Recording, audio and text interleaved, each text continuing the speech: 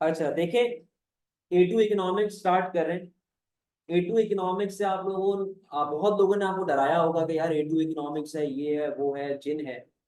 देखिए A2 economics मेरा personally favourite, पढ़ाने में जितना मुझे मजा आता है A2, मुझे ओ लेवल AS में उतना मजा नहीं आता। A2 थोड़ा सा टेक्निकल है, चीजों को समझने वाली चीजें होती हैं सारी, बट मजेदार। मैं डरा नहीं रहा हूं, मैं आप लोगों को बिल्कुल इस तरह बता रहा हूँ कि यार कोई क्लास मिस मत करना। आपने एक भी क्लास अगर मिस की ना, आपने अगर एक भी क्लास मिस की तो आप गए, फिर मसला है, फिर बहुत बड़ी टेंशन है। क्योंकि ये एक जो मैं फर्स्ट चैप्टर आज स्टार्ट करूँ, कम से कम भी महीना डेढ़ महीना चलेगा। अगर आपने बीच में छुट्टी की या आपने आज जो बच्चे अगर नहीं आए तो उनके लिए मसले वाली बात। ठीक है, तो बेटा A2 इकोनॉमिक्स को बहुत सीरियस लेके चलना है। जो आप लोगों को मैं बातें बताता रहा हूँ, वापस से बता रहा हूँ, मेरा होमवर्क, मेरे टेस्ट, ये सारी चीजें तरीके से कर लो, इंशाल्लाह ग्रेड आ जाएगा। जो होमवर्क मैं दूं मुझे टाइमली बेसिस पे ला के दें। जाएं यहाँ पे अपना स्टेशनरी वाले के पास फुल स्केप शीट्स लें अपने, और दो वो बैग लें, तीन बैग लें बल्कि। एक के ऊपर माइक्रो लिखें, एक पे मैक्रो लिखें, और एक पे टेस्ट पेपर लिखें, क्योंकि आप लोगों को पता है मैं टेस्ट बहुत देता हूँ। तो मुझे वो चीजें सारी एक जगह पे असेंबल चाहिए। ये ना हो कि यार आगे पीछे हुई भी हो, गुम हुई भी हो, चीजें आपके पास मौजूद होनी चाहिए। सही है। टेस्ट पेपर्स, होमवर्क, एग्जाम से पहले मैं काम नहीं आऊंगा भाई। एग्जाम से पहले वो चीजें काम आएंगी। अभी कॉपी मत करें सोनिया, आराम से टाइम दूंगा सारी चीजों का। देखें A2 इकोनॉमिक्स की अगर बात करें, A2 इकोनॉमिक्स में आपके पास दो पेपर्स आते हैं, पेपर 3 और पेपर 4। पेपर 1 और 2 आपका AS है, पेपर 3 और 4 आपका A2 है। सही है बेटा। आप लोगों के पास पेपर 3 में 30 MCQs होते हैं, वही, लेकिन जो ड्यूरेशन है वो कितना है, 1 घंटा 15 मिनट। 1 घंटा 15 मिनट का मतलब क्या है कि एटलीस्ट कितनी देर देनी चाहिए आपको एक MCQ को, कितनी देर देनी चाहिए एक MCQ को, तकरीबन भी 2.25 मिनट। ठीक है, 2.25 मिनट आपको एक MCQ को देने। भाई 2.25 मिनट से आपने एक्सीड नहीं करना। MCQ नहीं आ रहा छोड़ दो, आगे बढ़ो। आप लोग जब एक MCQ पे आके फंस जाते हो, वो आपका ग्रेड खराब कर देते, क्योंकि आप लोग टेंशन में आ जाते हैं, आप लोग को पता नहीं होता यार किस तरीके से होगा क्या होगा, और आप लोग उस पर बैठे रहे, बढ़ते नहीं हैं आगे। समझ रहे हैं बात को। तो बेटा 2.25 मिनट से ऊपर आपने हर MCQ को नहीं दे, आप छोड़ के आगे बढ़े, वापस आ जाए, फिर पहले सारे अटेम्प्ट कर लो, फिर वापस आ जाओ। सही है। और अगर कोई MCQ समझ ना आए, इसका मतलब ये नहीं है खाली छोड़ के आ जाओ, जो आप लोग हरकत करते हो। भाई हर क्वेश्चन में 4 MCQs हैं, पार्ट A B C और D, ऐसा ही है। यानी कि 25% चांस है कि आपका आंसर हमेशा करेक्ट होगा। 25% की तो प्रोबेबिलिटी है ना आपके पास। तो भाई जो आपको क्लोजेस्ट लग रहा है, जो आपको लग रहा है कि हाँ यार ये आंसर हो सकता है, उस पर मार्क करें, छोड़ के मत आए किसी, वरना ये आप लोगों के लिए मसला क्रिएट। समझ में आती है बेटा बात? क्लियर है पूरी कहानी? अच्छा सर, MCQ की हम लोग प्रैक्टिस कैसे करेंगे? जिस तरह हम लोगों ने पिछले साल की थी। आप लोगों को जो नोट्स मिलते हैं, नोट्स के अंदर 5 किताबें थी, इस साल भी 5 किताबें हैं। Paper 3 yearly, paper 4 yearly, paper 3 topical, micro और macro, thank you, micro and macro. ठीक है, 5 किताबें आपके पास है। पेपर 3 ईयरली में अगेन आपके पास ईयरली चलते हुए आ रहे हैं, बट टॉपिकल्स में आपके पास तकरीबन 1000 MCQs हैं। अगर आप वो 1000 MCQ पूरे के पूरे अटेम्प्ट कर लेते हैं तो यार 10 MCQ तो रिपीट होंगे। लास्ट ईयर ओ लेवल में जो अभी सेशन हमारा गया है, बच्चों बच्चे जो थे मेरे टॉपिकल्स करके गए थे, बहुत सारे MCQs रिपीट हुए हैं ओ लेवल के। MCQs रिपीट होते हैं। रिपीट होने का मतलब ये नहीं है वही कॉपी पेस्ट होके आ जाए, रिपीट होने का मतलब है कि 90% 80% सेम MCQ मिलता जुलता हुआ होगा, थोड़े बहुत ऑप्शन में वो ऊंच नीच कर देगा, तो आपको आता होगा किस तरह करना। समझ रहे हैं बात को?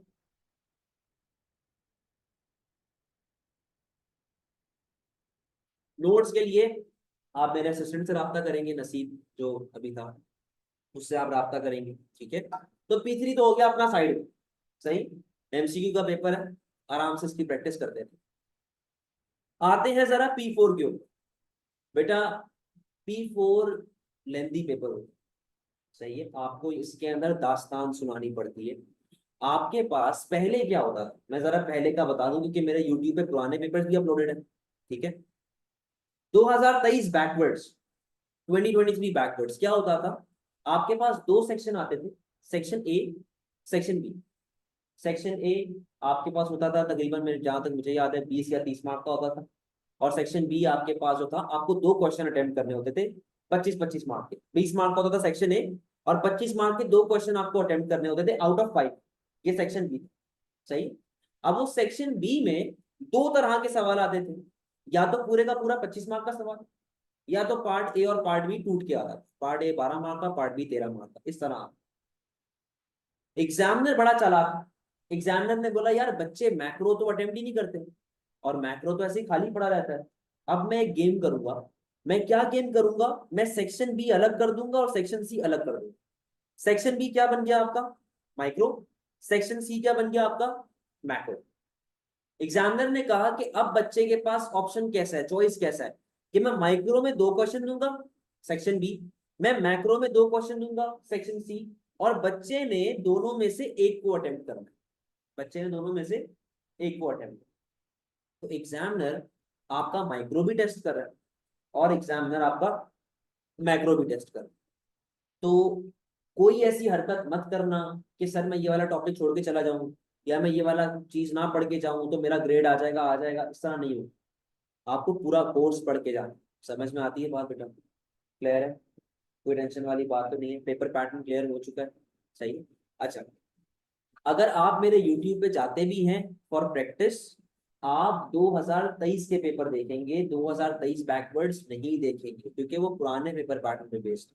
ठीक है, हाँ, अगर वैसे देखना चाहो देख लो, बट उसके पीछे के रेलेवेंट नहीं, ऑल वेरिएंट्स वहां पे अपलोडेड।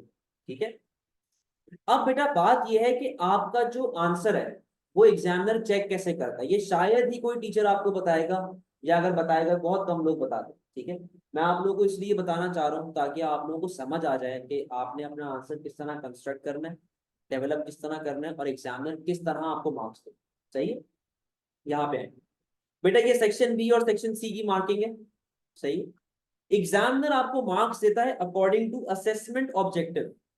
असेसमेंट ऑब्जेक्टिव क्या होते हैं आपके बेटा, असेसमेंट ऑब्जेक्टिव का मतलब है कि वो बेंचमार्क जिसको देखते हुए एग्जामिनर आपको मार्क्स दे रहा है। आपके पास 3 बेंचमार्क्स हैं, AO1, AO2 और AO3। ठीक है, AO1 क्या है, नॉलेज एंड अंडरस्टैंडिंग। एग्जामिनर ने कहा कि जब तुम किसी भी चीज को डिफाइन करते हो, जब तुम किसी भी चीज के बारे में बताते हो, तो मैंने 5 नंबर तुम्हारे किसके लिए अलग कर दिए, नॉलेज एंड अंडरस्टैंडिंग। आपके आंसर में अगर नॉलेज अंडरस्टैंडिंग नहीं है, एग्जामिनर 5 मार्क नहीं देगा आपको। इसमें डेफिनेशंस आती हैं, इसमें नॉलेज आती है, इसमें समझ लो कि जैसे आपसे क्वेश्चन पूछ रहा है, एग्जांपल दे रहा हूँ कि इस पीईडी यूज्ड फॉर प्रोड्यूसर ना, तो पीईडी क्या होता है, वैल्यूज क्या होती है, कैसे निकलती है, वो है नॉलेज एंड अंडरस्टैंडिंग। सही, इंट्रोडक्शन देना, इंफॉर्मेशन देना, याद की हुई चीजें, इसे कहते हैं नॉलेज। एग्जामिनर ने 5 मार्क इसके लिए एलोकेट कर दिया साइड में कर, कि भाई ये जो है हमारे 5 मार्क। सही, फिर बढ़ते हैं हम लोग एनालिसिस एंड एप्लीकेशन की तरफ। एग्जामिनर ने 9 मार्क किसके लिए रख दिए, एप्लीकेशन एंड एनालिसिस के लिए। एग्जामिनर ने कहा कि तुम केस से लिंक करो, तुम बताओ this will lead to this, this will lead to this, इससे क्या होगा उससे क्या होगा, वो क्या होती है, एनालिसिस होती। तो एग्जामिनर ने 9 मार्क किसके लिए रख लिए, एनालिसिस के लिए रख लिए। कोई मसले वाली बात है, क्लियर है कहानी? अच्छा, बकाया पीछे कितने बच गए, 9 + 5 कितने होते हैं, ये 14। कितने मार्क का पेपर है, क्वेश्चन है 20 मार्क का, पीछे कितने बच गए बेटा आपके पास, 6। ये 6 मार्क एग्जामिनर ने किसके लिए अलग कर लिए, इवैल्यूएशन के। जहां पर आप 2 साइडेड जाते हो, आप कोई भी अगर बात बता रहे हैं तो आप उसकी क्रिटिसिज्म लिख रहे हैं, आप उसकी बुराइयां लिख रहे हैं, अच्छाइयां भी लिख रहे हैं, बुराइयां भी लिख रहे हैं, अगेंस्ट में भी जा रहे हैं, इसे क्या कहते हैं, इवैल्यूएशन। समझते हैं बात को? अच्छा, अब एग्जामिनर इतना तेज है कि उसने इवैल्यूएशन को भी फर्दर 3 चीजों में तोड़ दिया, लेवल 0, लेवल 1, लेवल 2। लेवल 0 का मतलब बकवास, से बुलशिट, 0। तो कितने मार्क मिलेंगे भाई आपको, अगर आप बुलशिट लिख के आ रहे हो तो 0। अगर आपने एक नॉर्मल रीजनिंग दी है और आपने नॉर्मल आंसर लिखा है, तो आपको इवैल्यूएशन के 1 से लेके 3 तक मार्क्स मिल जाएंगे। 2 भी मिल सकते हैं, 1 भी मिल सकता है, 3 भी मिल सकता है। पॉइंट्स में कभी भी एग्जामिनर मार्क्स नहीं देता, जो बोलते हैं ना 1.5 मिलेगा, 0.5 मिलेगा, ऐसे नहीं चेकिंग होती। समझ में आती है बात? अगर आपके पास इवैल्यूएशन एक बहुत जस्टिफाइड इवैल्यूएशन है, बहुत अच्छा इवैल्यूएशन है, सारी चीजें अप टू द मार्क है, तो आपको 4 या फिर 6 इसकी रेंज में मार्क्स मिल जाए। कोई मसले वाली बात, कोई टेंशन वाली बात? क्लियर है सारी कहानी, कोई परेशानी तो नहीं है, समझ गए? तो बेटा आपके सामने मैंने बेसिक पूरा पेपर पैटर्न खोल के रख दिए और आपको मैंने बता दिया कि किस तरीके से आपके पास चीजें चल रही। क्लियर है? बढ़े अपने फर्स्ट टॉपिक की तरफ, आ जाओ सर। बेटा आज की क्लास में बिल्कुल बेसिक रखूंगा, सही है, ताकि आप लोगों पे इतना ज्यादा कोई बर्डन भी ना रहे और हम लोग बिल्कुल इजी जाके अपने टॉपिक्स को स्टार्ट करेंगे। सेक्शन ए में डेटा रिस्पॉन्स, सही है, डेटा रिस्पॉन्स आपका सेक्शन ए में आता है। अच्छा भाई, हाँ पेपर पैटर्न सेम है, यस वाला ही है, बस 20 मार्क का डायरेक्ट एक क्वेश्चन आता है आपके पास। एक सेकंड मिलतेगा। वालेकुम अस्सलाम सफवान, क्या हाल है? अल्लाह का शुक्र। एक सेकंड,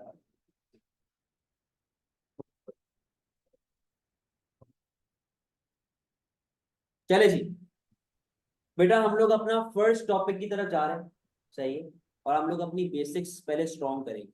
देखिए ए टू इकोनॉमिक्स में कुछ ऐसे कर्व्स आते हैं, ए टू इकोनॉमिक्स में कुछ ऐसे कर्व्स आते हैं जिन्होंने लॉ ऑफ डिमांड और लॉ ऑफ सप्लाई को गलत प्रूव किया है। समझ रहे हैं बेटा बात को? तो हम लोग रट्टा नहीं लगाएंगे कि डिमांड है तो नीचे आएगा, सप्लाई है तो अपवर्ड जाएगा। मैं पहले कुछ बेसिक सिनारियोज आपको रिवाइज करवा रहा हूँ, जिसको मैं शुरू से एक लफ्ज कहता हुआ आया हूँ, एक नाम कहता हुआ आया हूँ। वो क्या है? Game of relationships. Game of relationships, ठीक है। अच्छा जी, अब गेम ऑफ रिलेशनशिप कैसे काम करता है? यहाँ पे आएगा बेटा, इधर मैं आ गया और यहाँ पर मेरा एक बहुत अच्छा फ्रेंड आ गया। अगर मैं किसी जगह पे जा रहा हूं तो वो भी उस जगह पे जाएगा, और अगर मैं किसी जगह पर नहीं जाऊंगा तो वो भी उस जगह पे नहीं जाएगा। Mohammad Ali, arrow same direction में जा रहे हैं या ऑपोजिट डायरेक्शन में? सेम डायरेक्शन में। तो बेटा आपको ये बात याद होनी चाहिए, जब भी एरो सेम डायरेक्शन में जाते हैं तो दो कमोडिटीज में कैसा रिलेशनशिप है? पॉजिटिव या फिर डायरेक्ट, यही बात बताई हुई है। और बेटा जब भी पॉजिटिव रिलेशनशिप आता है तो कर्व कैसा बनता है आपका? कोई मसले वाली बात, कोई टेंशन वाली बात है? ऑनलाइन बेटा समझ आ रही सारी चीजें? क्लियर है सारी चीजें? अब यहाँ पे आओ भाई, इधर मैं आ गया और यहाँ पे एक लड़का आ गया जिससे मेरी बहुत सख्त लड़ाई। अगर मैं किसी जगह पे जाऊंगा तो वो उस जगह पे नहीं जाएगा, और अगर वो किसी जगह पे जाएगा तो मैं उस जगह पर नहीं जाऊंगा। तो बेटा मुझे ये बताओ सफवान, एरोस पॉजिटिव रिलेशनशिप में जा रहे हैं कि नेगेटिव में? सेम डायरेक्शन में जा रहे हैं कि ऑपोजिट डायरेक्शन में? ऑपोजिट। ऑपोजिट का मतलब रिलेशनशिप क्या है? नेगेटिव। तो बेटा जब भी दो कमोडिटीज में नेगेटिव रिलेशनशिप होता है तो उसके अंदर कर्व कैसा बनता है बेटा? कोई मसले वाली बात? क्लियर है सारी कहानी? इसको आपने याद रखना है, जहां इसको भूल गए मसला हो जाएगा, क्योंकि ये जान है इकोनॉमिक्स की। रिलेशनशिप का गेम समझना इज वेरी इंपॉर्टेंट, ठीक है भाई? कोई टेंशन वाली बात? बेटा ऑनलाइन स्टूडेंट्स, आप लोगों को कोई मसला तो नहीं आया अब तक? सारी बातें क्लियर जा रही हैं? राफे, माहम, हयात, कुसाई, जल्दी से बताएं। नहीं सर, क्लियर है।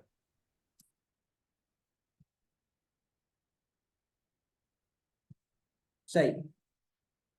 अच्छा बेटा ए टू इकोनॉमिक्स के अंदर आपके पास थ्योरिस्ट भी आते हैं, और मैं थ्योरिस्ट को प्यार से बाबा बोलता हूँ, तो हमारे पास बाबे आना शुरू होंगे। तो पहला बाबा जो हमारे पास आ रहा है, उस बाबे का नाम है एल्फ्रेड मार्शल। क्या नाम है उसका? Alfred Marshall. आप लोगों ने एल्फ्रेड मार्शल एएस इकोनॉमिक्स में पढ़ा होगा, मार्शल लर्नर कंडीशन के नाम से। अगर आप लोगों को जे कर्व, उल्टा जे कर्व याद हो, टर्म्स ऑफ ट्रेड वाला, तो उसके अंदर आपने नाम पढ़ा होगा मार्शल लर्नर कंडीशन। ये वही बाबा है एल्फ्रेड मार्शल। एल्फ्रेड मार्शल ने क्या बोला? एल्फ्रेड मार्शल ने बोला कि यार, हम लोग कोई भी चीज जब कंज्यूम करते हैं तो हमें उससे मिलती है सेटिस्फैक्शन।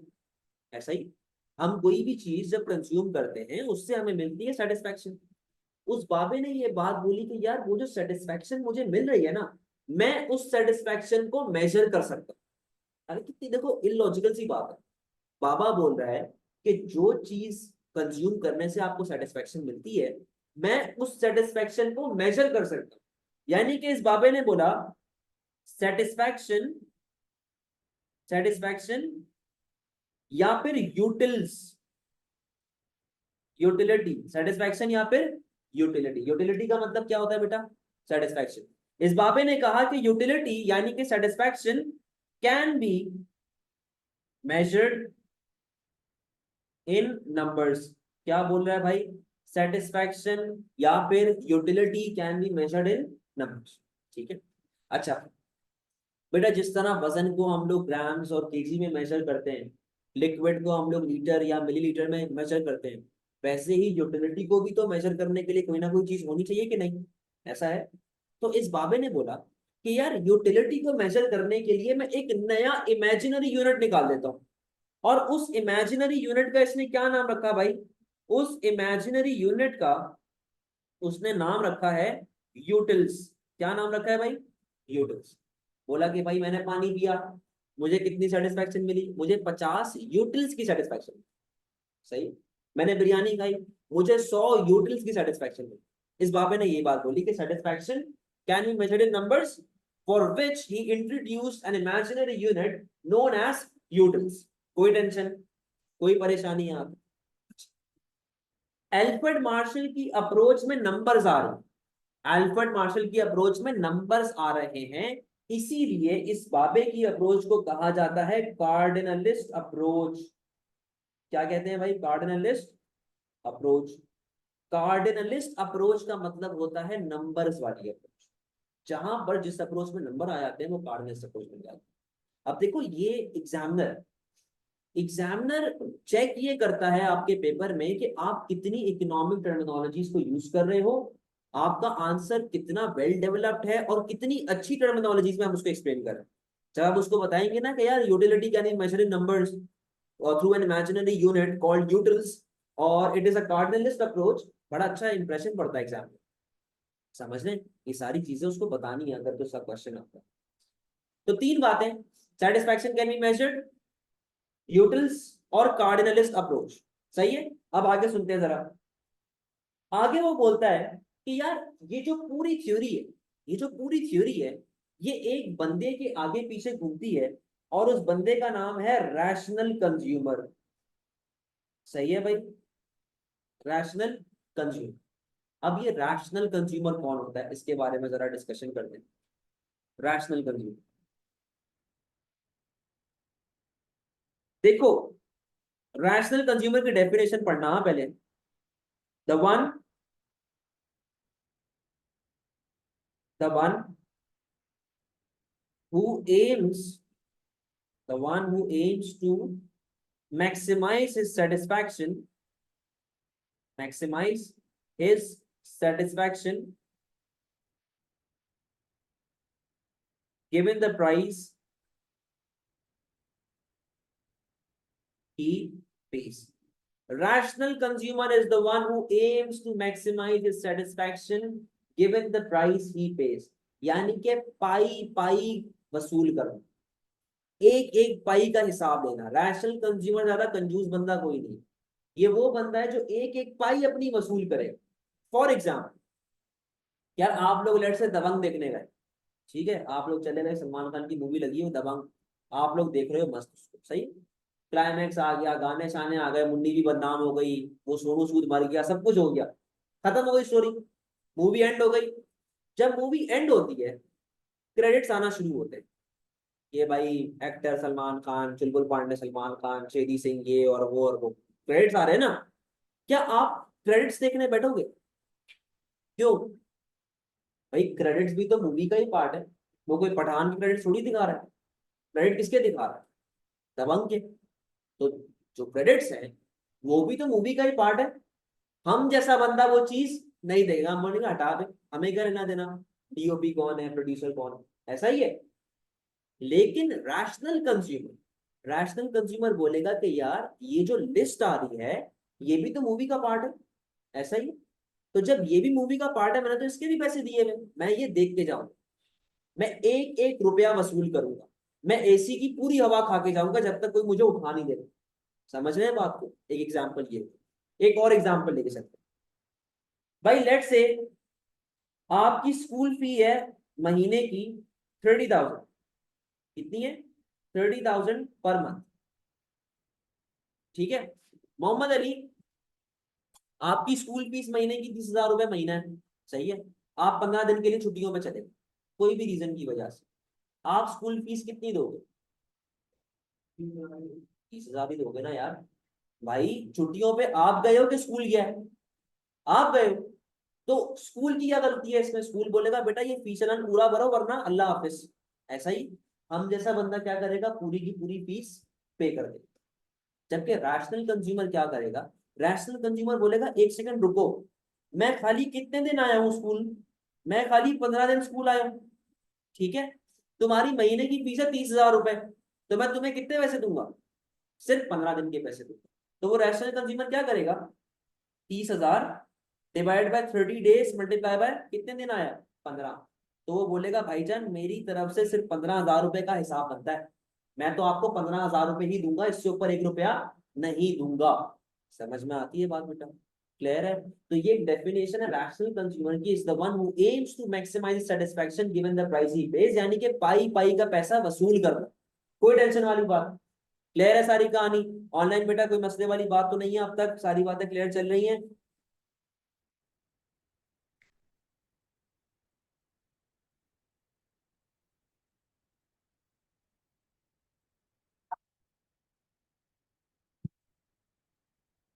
सही।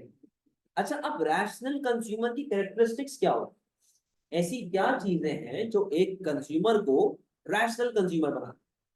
यहाँ पे आइएगा जरा, कैरेक्टरिस्टिक्स के ऊपर बात कर रहे हैं। कैरेक्टरिस्टिक्स बेटा, रैशनल कंज्यूमर की पहली कैरेक्टरिस्टिक ये होती है कि इस बंदे की इनकम हमेशा फिक्स्ड होती है। इनकम हमेशा फिक्स्ड। सही। सर बड़ी फजूल सी बात आप कर रहे हो, ऐसा कैसे हो सकता है? इसके बारे में हम लोग जब क्रिटिसिज्म पे जाएंगे अगली क्लास में तब बात करेंगे। एक सेकंड रुकिएगा भैया। तो पहली बात मैंने ये की कि रैशनल कंज्यूमर की इनकम फिक्स्ड होती है। खैर इस क्रिटिसिज्म के बारे में हम लोग इंशाल्लाह नेक्स्ट क्लास में बात करेंगे कि ऐसा रियलिटी में नहीं हो सकता। दूसरी बात बेटा, रैशनल कंज्यूमर, दूसरी बात क्या है कि रैशनल कंज्यूमर कभी भी एडवर्टाइजिंग से इन्फ्लुएंस नहीं होता। तो मैं यहां पे लिख रहा हूं नो रोल ऑफ फीडबैक और एडवर्टाइजमेंट। ये बंदा कभी भी इन्फ्लुएंस नहीं होगा। आप एड में शाहरुख खान को ले आओ या आप हुमायूं सईद को ले आओ, वो बोलेगा मुझे प्रोडक्ट चाहिए तो चाहिए, वो कभी भी इस बारे में नहीं सोचे। ठीक है। तीसरी बात बेटा, रैशनल कंज्यूमर के लिए there is no difference in quality. कहता है कि भाई हर चीज एक ही जैसी होती है, मुझे कोई फर्क नहीं पड़ता कि क्या चीज कितने की है, क्वालिटी से मुझे फर्क नहीं पड़ता, हर चीज की क्वालिटी सेम। मोबाइल फोन है ना, कॉल करने के लिए बना है, अब वो सैमसंग वो आईफोन है, मुझे उससे फर्क नहीं पड़ता। लास्ट बात रैशनल कंज्यूमर ने बोली कि there is no impulse buying. बेटा नो इम्पल्स बाइंग समझने से पहले आप ये समझें कि इम्पल्स बाइंग क्या होती है। What is impulsive buying? Impulse buying का मतलब ये है कि यार फॉर एग्जांपल मैंने जेब में 1,000 रुपए रखे, मैं जैना मार्केट चला, ठीक है, रैक्स जो सदर में टी शर्ट्स वगैरह वहां पे मिलती हैं, कपड़े मिलते हैं। मेरा माइंड ये था कि यार 300-300 रुपए की 2 टी शर्ट लूंगा, वापसी आ जाए। सही है मेरा ये माइंड। मैं जैना मार्केट गया, 300-300 रुपए की 2 टी शर्टें ली, मेरे पास कितने पैसे बच गए पीछे? 400। अच्छा, जब मैं वहां से निकल रहा था मैंने देखा कि यार एक बंदा है जो बेल्ट बेच रहा है। सही है, जीन्स की बेल्ट बेच रहा है। मैंने कहा यार अब मैं आया वही हूँ, मैं वापस जाऊं फिर मैं 1-1.5 हफ्ते बाद वापस आऊं, इससे बेहतर ये है कि मैं ये लेके ही चल। तो मेरा कोई माइंड नहीं था बेल्ट खरीदने का, बट मैंने वो ले ली। ये क्या है? Impulse buying. कि मैं जा रहा हूं, मैं खरीदारी कर रहा हूं पागलों की तरह, इसको बोला जाता है इम्पल्स बाइंग। रैशनल कंज्यूमर ये काम नहीं करता। घोड़े को देखा है? घोड़े को, जो सीवी पे घोड़े होते हैं, उन्होंने आंखों पे ना ऐसे एक चीज पहनी हुई होती है कि वो सीधा भागता है। रैशनल कंज्यूमर ये चीज पहन के निकलता है घर से। वो जाएगा जैनब मार्केट, वो घर से ही डिसाइड करके जाएगा कि मुझे ब्लैक टी शर्ट चाहिए, उसका ये फैब्रिक होना चाहिए, उस पर ये डिजाइन होना चाहिए, जाएगा टी शर्ट लेगा, आंखें बंद करेगा और सीधा रिक्शे में बैठ के घर।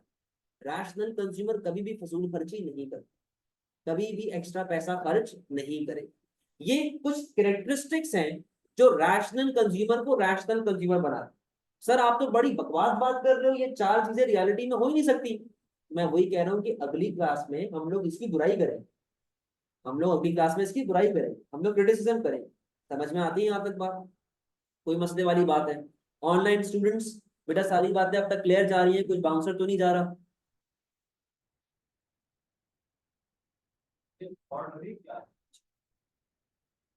जी बेटा ऑनलाइन सारी बातें क्लियर है।